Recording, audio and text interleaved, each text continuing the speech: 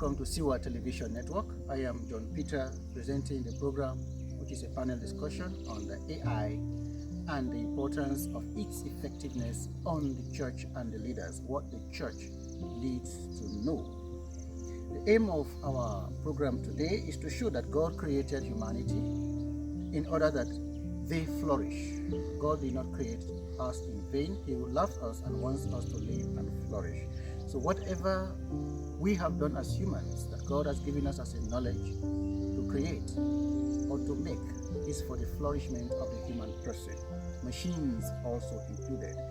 In the 21st century generation of AI, God and human relationship with Him is ever relevant, and we must trust God knowing that He is at work for our good. God has given us wisdom, knowledge, and understanding, and so whatever we do with our hands is for us to flourish.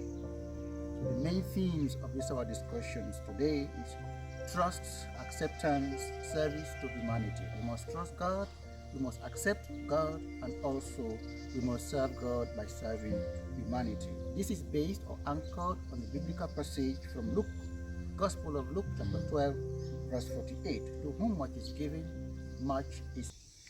With me, I have in the studio for the discussion of the program AI and church leaders. What the church leaders need to know about artificial intelligence. We want to show the world that artificial intelligence is here, yet we are not afraid of it, and it is here to stay.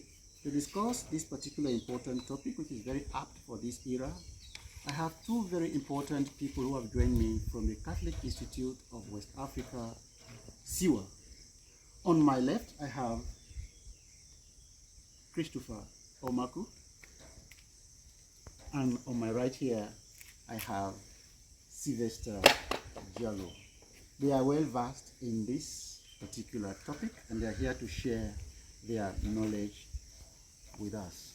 Once more, welcome to the program on Siwa Television Network, which is a discussion on AI and church leaders.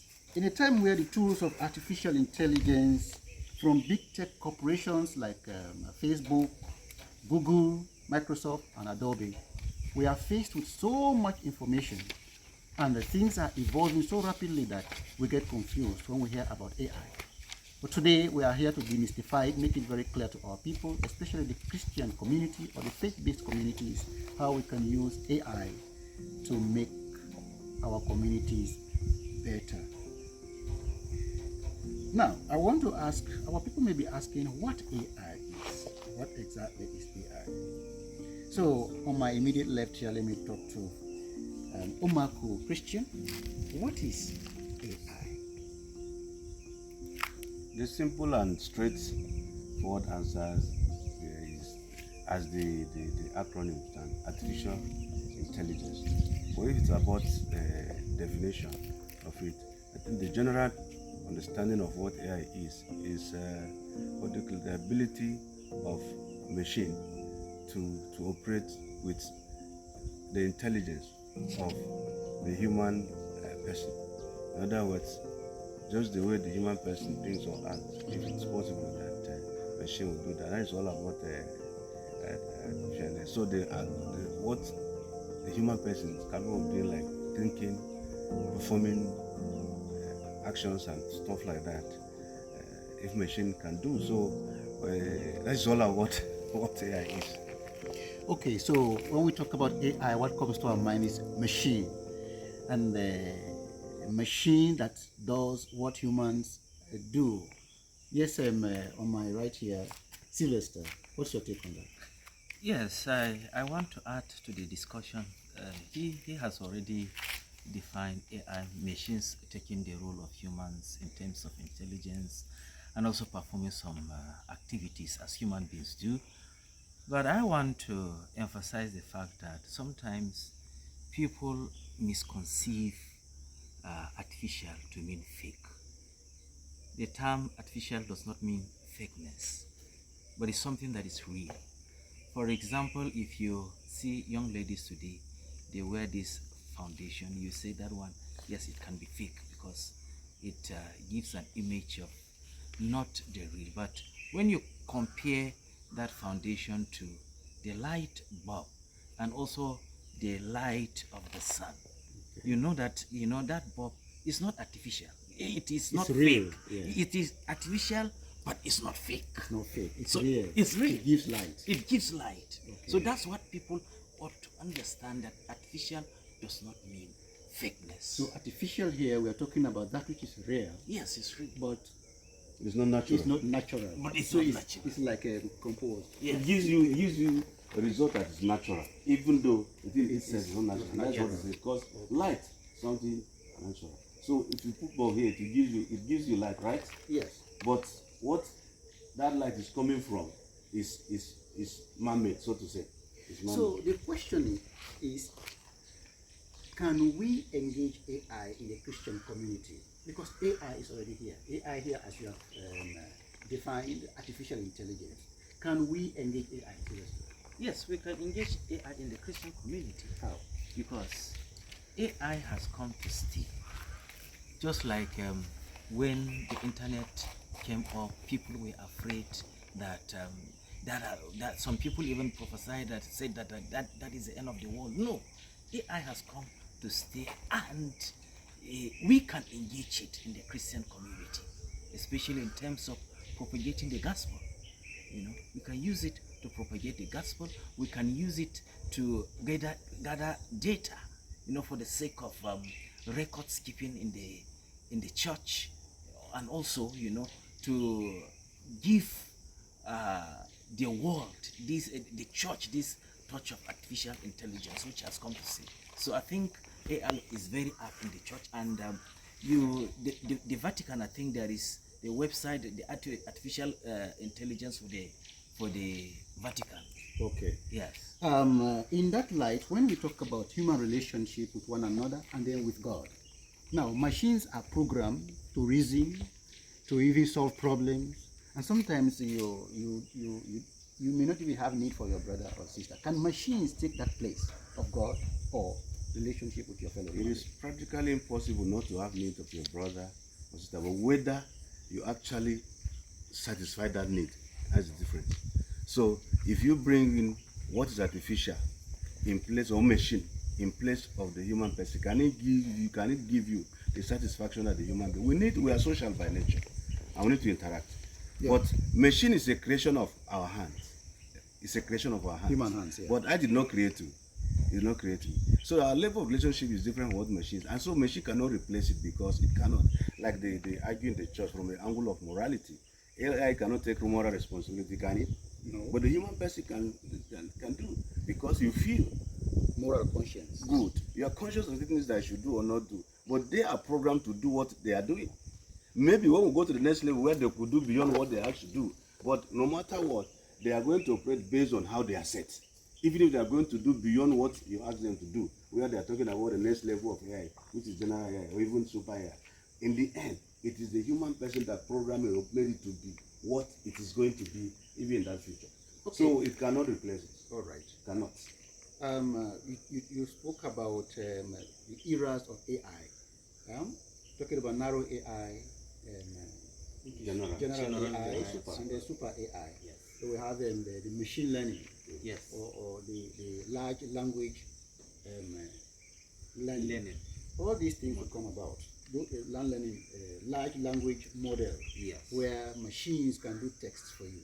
Now, you being a pastor in a particular parish or community, AI now can do homilies for you. Is it possible that you allow AI to do homilies for you? What's the impact on that?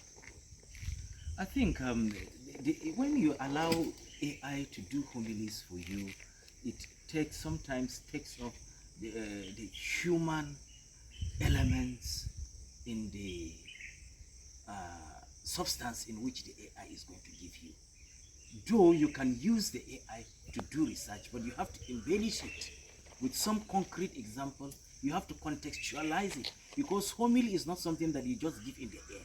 You give it, you know, in context of the congregation, the church, the people where the homily is delivered, and it also has to do with the readings, the text of the day. So therefore, if you allow AI to do everything for you in terms of homily, it will remove the human elements, the human substance in it. But even if you can get some sources from the AI, definitely you have to embellish it in context of the text of the congregation and of the period or the time in which the homily is given. Okay, let me come in here a little I want bit. to say something. Yes, go ahead. We make technology. Technology did not make us. Let's be conscious of that. So there is what is fundamentally human, and what you can say machine can do. And machine is created by humans. That is the basic thing. So even your homily, what you are going to put here, maybe your emotion, your feeling, the context and the rest. I don't think, well, we'll wait for that future, but I don't think AI can supply that, or robot, or any machine can supply that, because it will only supply what's already supplied. Okay. That's the difference. All right. Thank you very much. When you're talking about the spirituality, the human soul, because the pastor is supposed to be embedded in his homily with reflection, prayer.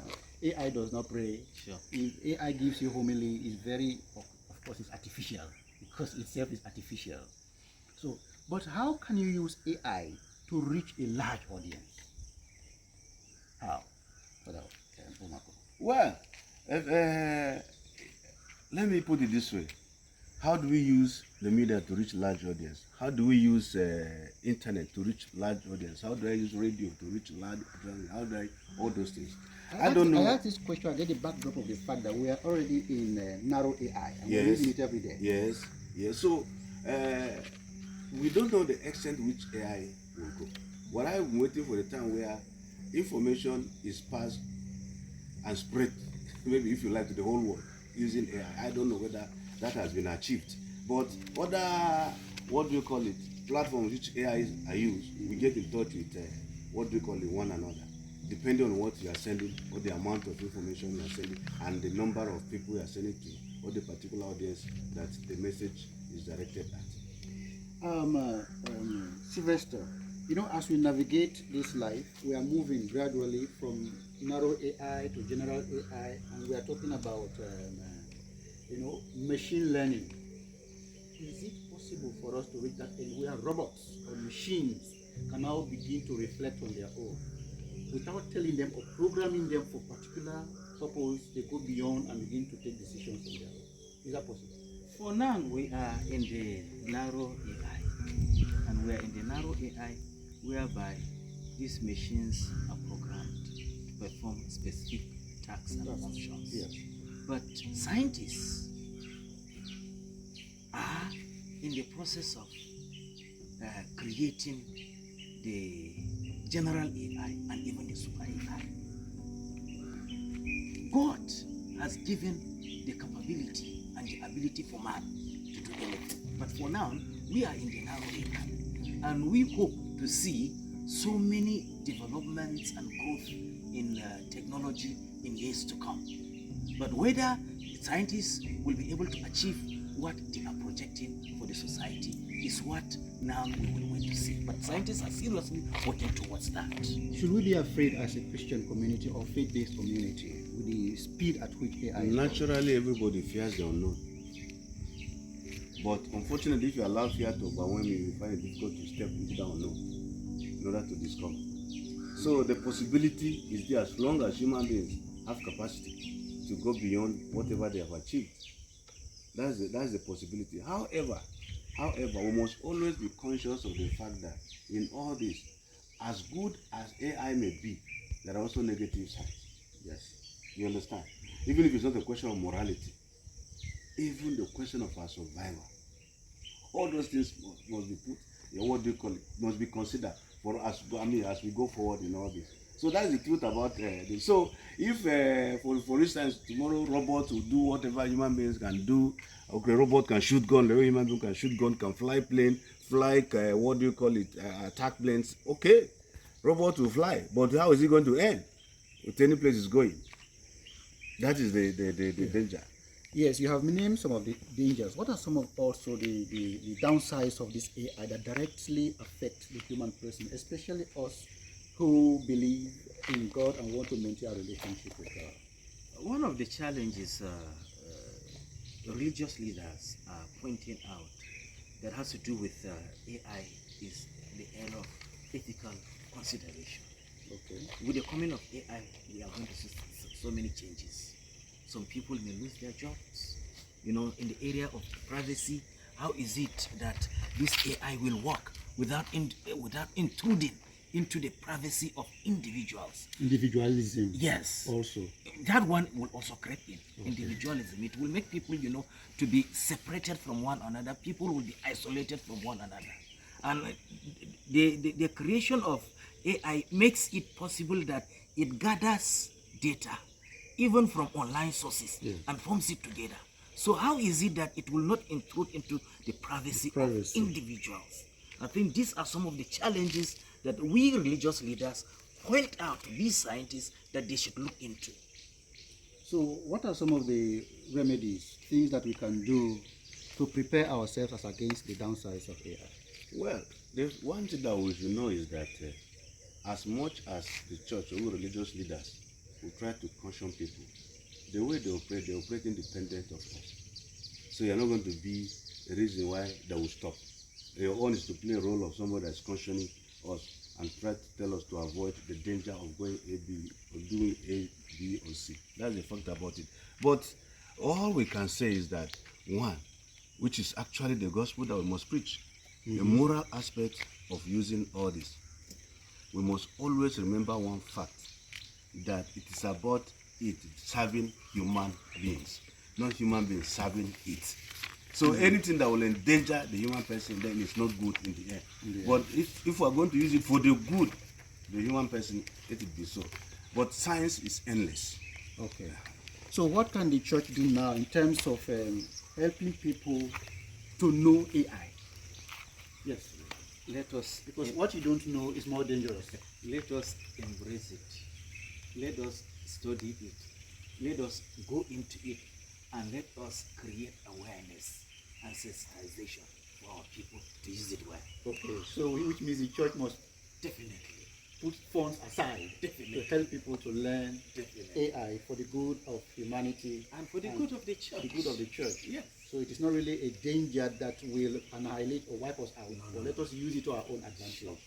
I want to thank you very much, my two brothers here who have shared their knowledge with us on the importance of AI, the challenges, what is AI, and also some of the remedies, and how we can use AI to our advantage, because it's an era.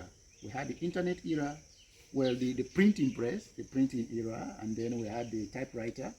Now we have the internet. Now we have AI era. We cannot just hide away from it. So what is your last word? Let us trade with caution. Trade with caution. Yes, and that is where the church will stand. And thank God the Holy Father is already talking down. He has engaged the world and different platforms, even the was it G7 meeting in it, that took place in Italy just this last week or so. Yes. He was there. It's the issue of AI. The World Day of Peace, he talked about AI. World Communication Day, he talked about AI.